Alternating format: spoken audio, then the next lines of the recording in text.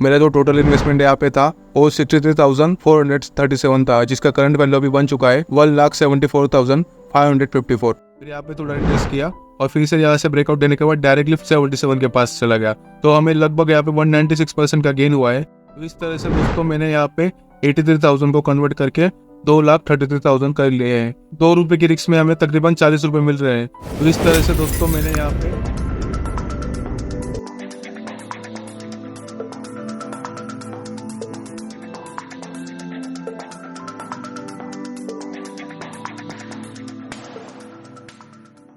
नमस्ते दोस्तों, आप सबका स्वागत है आप सबके अपने YouTube चैनल पर जिसका नाम है सिंपल ट्रेडर कुणाल। आज के इस वीडियो में हम देखने वाले हैं पावर ऑफ इन्वेस्टमेंट। इन्वेस्टमेंट का क्या पावर रहता है आज हम इस वीडियो में देखेंगे। मेरी 83,000 की इन्वेस्टमेंट आज 2,33,000 हो चुकी है। तो दोस्तों इसको बोलते हैं पावर ऑफ इन्वेस्टमेंट। मैंने मेरे इन्वेस्टमेंट से 1.5 लाख रुपए आज कमाए हैं। तो आपको दिखाता हूँ मैंने किस तरह से उसमें इन्वेस्टमेंट किया और किस तरह से मैंने 1.5 लाख रुपए कमाए। तो चलिए स्क्रीन पर चलते हैं। दोस्तों मैंने जिस शेयर में 83,000 के 2.33 लाख किए थे उस शेयर का नाम है इंडियन रेलवे फाइनेंस कॉर्पोरेशन, जिसको शॉर्ट फॉर्म में IRFC भी कहा जाता है। तो मैं अभी इसका सपोर्ट और रेजिस्टेंस मार्क कर लेता हूँ। मैं सबसे पहले यहाँ पे इसका रेजिस्टेंस मार्क किया। यहाँ पे इसका रेजिस्टेंस था, रेजिस्टेंस जैसे इसने यहाँ पे ब्रेक किया फिर इसका सपोर्ट रिएक्ट करने लगा। फिर इसके बाद में यहाँ पे उसका फिर से रेजिस्टेंस था, जैसे उसने ये रेजिस्टेंस को ब्रेक किया फिर ये अभी उसका सपोर्ट के जैसे काम करेगा। फिर इसके बाद में फिर से यहाँ पे इसका रेजिस्टेंस हुआ, जैसे इसने इसको रेजिस्टेंस को ब्रेक किया ये ऊपर भागने लगा। तो दोस्तों मैं अभी एग्जैक्ट बताऊंगा आपको कि मैंने कहाँ पे एंट्री ली थी। दोस्तों यहाँ पे आप देख सकते हैं यहाँ पे 25 रुपए के आसपास शेयर का प्राइस था। तो जैसे ही ये उसका जो फर्स्ट रेजिस्टेंस था, ये रेजिस्टेंस को जब उसने ब्रेक किया तो मैंने यहाँ पे कुछ क्वांटिटी यहाँ पे खरीदी और मेरे फैमिली मेंबर के भी अकाउंट पे मैंने यहाँ पे कुछ क्वांटिटी खरीदी। तो यहाँ से स्टॉक का प्राइस पहले 37 रुपीज के पास में गया, फिर से नीचे गिरा और यहाँ पे तकरीबन 26 रुपए के पास में आया। तो मैंने फिर से यहाँ पे कुछ क्वांटिटी खरीदी, फिर से ऊपर गया, यहाँ पे इसने रेजिस्टेंस टेस्ट किया और यहाँ से थोड़ा सा रिट्रेस हुआ। तो रिट्रेस होने के बाद में ये यहाँ पे कुछ समय बिता रहा था, मतलब यहाँ पे साइडवेज हो रहा था इस जगह पे। तो फिर इसके बाद में यहाँ पे ना मुझे ऐसा लगा कि यहाँ पे कुछ तो भी कप एंड हैंडल पैटर्न बनने का चांसेस है। तो मैं आपको ड्रॉ करके दिखाता हूँ कि मुझे कैसे लगा कि यहाँ पे कप एंड हैंडल पैटर्न बन सकता है। तो मैं आपको कप एंड हैंडल पैटर्न यहाँ पे ड्रॉ करके दिखाता हूँ।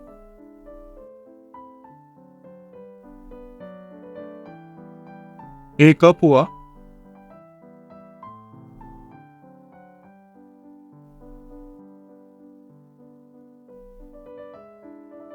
इसके बाद में इसका हैंडल हुआ। दोस्तों यहाँ पर इस जगह पे IRFC का रेजिस्टेंस था। तो जैसे ही इसने यहाँ पे रेजिस्टेंस को ब्रेक किया, मैंने IRFC के कुछ क्वांटिटी मेरे अकाउंट में और मेरे फैमिली के अकाउंट में ऐड कर लिए। और यहाँ से जब उसने रेजिस्टेंस ब्रेक किया तो डायरेक्टली यहाँ तक 37 रुपीज तक चला गया। तो मतलब मैंने यहाँ पे 26 में वो क्वांटिटी बाय किया था और वो डायरेक्टली 37 तक चला गया। फिर इसके बाद में कुछ समय तक उसने यहाँ पे मूवमेंट किया और वो नीचे गिरते गिरते गिरते अपने सपोर्ट के पास आ गया। लास्ट टाइम में इसका रेजिस्टेंस था, यहाँ पे वो इसका रेजिस्टेंस था, लेकिन अभी ये इसका सपोर्ट जैसा रिएक्ट कर रहा है।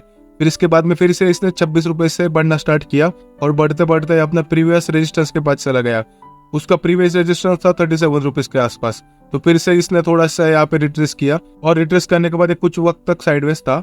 तो मुझे दोस्तों यहाँ पे लग रहा था कि यहाँ पे कुछ तो भी कप एंड हैंडल पैटर्न जैसा फॉर्मेशन हो सकता है। मतलब एक कप हुआ उसका और हैंडल हुआ इतना, तब हमें पता नहीं था कि इतना ऊपर भागेगा क्योंकि यहाँ पे हैंडल पूरा बना नहीं था।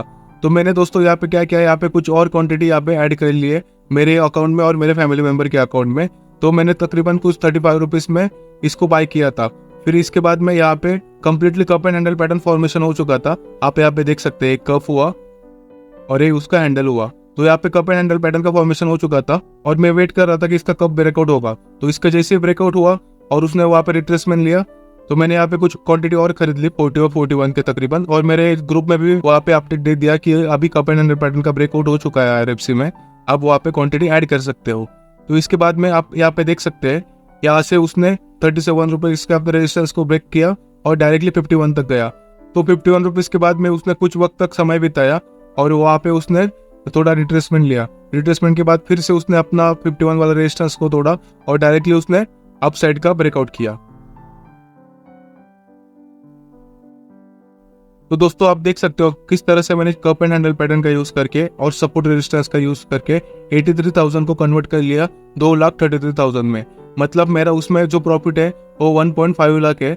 अभी आगे की वीडियो में मैं IRFC की क्वांटिटी आपको एक्सप्लेन करूंगा कि मैंने एग्जैक्टली कौन से प्राइस में उसको खरीदा और मेरे पास IRFC की कितना क्वांटिटी है।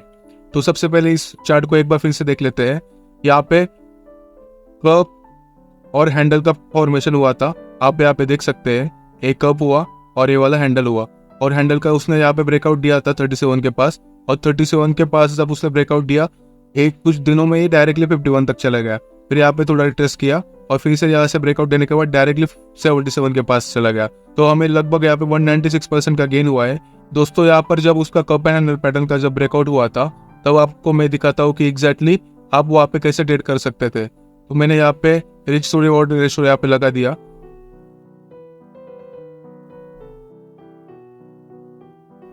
आप यहाँ पे देख सकते हैं कि हमारा यहाँ पे जो प्रीवियस स्विंग थी वो उसका स्टॉप लॉस था, और स्टॉप लॉस लगाने के बाद हमारा स्टॉप लॉस खाली 2-3 पॉइंट का ही था और बदले में हमें 40 पॉइंट मिले।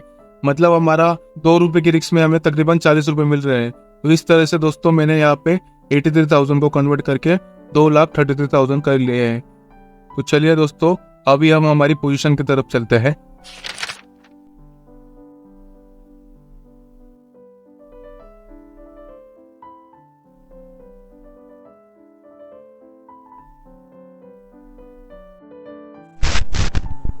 अभी आपके स्क्रीन के ऊपर IRFC के शेयर की क्वांटिटी शो कर रही होगी। यहाँ पर आप देख सकते हैं कि मेरे पास IRFC के 771 क्वांटिटी थे, जहाँ पे मुझे प्रॉफिट एंड लॉस हो रहा है 39,421 रुपीज़ का। तकरीबन मुझे 196% का यहाँ पे गेन है। मेरी एवरेज बाइंग प्राइस थी 25 रुपीज़ की तकरीबन, और मेरा जो टोटल इन्वेस्टमेंट था वो 20,000 रुपये के आसपास था, जिसका अभी करंट वैल्यू हो चुका है 59,444। मतलब मुझे यहाँ पे 39,000 का गेन हो रहा है। तो दोस्तों ये मेरा एक अकाउंट हुआ। मैं अभी मेरे फैमिली मेम्बर के अकाउंट में आपको दिखाता हूँ कि उस अकाउंट में हमें कितना प्रॉफिट मिला। तो आप मेरे इस वाले अकाउंट में देख सकते हैं मेरे पास IRFC के तकरीबन 2264 क्वांटिटी है, और मेरा इसमें प्रॉफिट हो रहा है तकरीबन 1,11,000 के तकरीबन, और मुझे जो गेन हुआ है 175% का वहाँ पे प्रॉफिट हुआ है। तो यहाँ पे मेरा जो एवरेज बाइंग प्राइस था वो 28 रुपीज़ के करीब था, और मेरा जो टोटल इन्वेस्टमेंट यहाँ पे था वो 63,437 था, जिसका करंट वैल्यू अभी बन चुका है 1,74,554। यानी कि यहाँ पे मेरा इन्वेस्टमेंट 63,000 था और मेरे सेकंड अकाउंट में मेरा इन्वेस्टमेंट था 20,000। तो दोनों को मिला के 83,000 होता है, और वहाँ पे मुझे जो गेन मिल रहा था वो वहाँ पे 40,000 हो रहा था, और यहाँ पर मेरा जो 63,000 का इन्वेस्टमेंट था वो कन्वर्ट होकर 1,74,000 हो गया है। यानी कि दोनों को मिला दिया जाए तो हमारा 83,000 का इन्वेस्टमेंट था, और वो इन्वेस्टमेंट अभी कन्वर्ट होके 2,33,000 हो चुका है। मतलब हमें यहाँ पे तकरीबन 1.50 लाख का गेन हो रहा है। तो दोस्तों इस तरह से हमने देखा कि इन्वेस्टमेंट में कितना पावर है। अगर हम अच्छे स्टॉक्स में इन्वेस्टमेंट करते हैं, उसका चार्ट एनालिसिस करते हैं, फंडामेंटल एनालिसिस करते हैं, टेक्निकल एनालिसिस करते हैं, तो हम इस तरह से प्रॉफिट निकाल सकते हैं। तो दोस्तों यह हुआ हमारा पावर ऑफ इन्वेस्टमेंट। तो दोस्तों इस तरह से हमने देखा कैसे हमने IRFC शेयर में 83,000 लगा के उसकी वैल्यू 2,33,000 कर ली है। तकरीबन हमने यहाँ पे 1.5 लाख रुपए का प्रॉफिट किया है। अगर आपको यह वीडियो पसंद आता है, आपको कुछ सीखने को मिलता है, तो मेरे इस YouTube चैनल को लाइक कीजिए, शेयर कीजिए और सब्सक्राइब कीजिए, ताकि मैं ऐसे ही कंटेंटफुल वीडियो आप सबके लिए लाता रहूँ। तो मिलते हैं दोस्तों अगले वीडियो में। धन्यवाद। जय हिंद।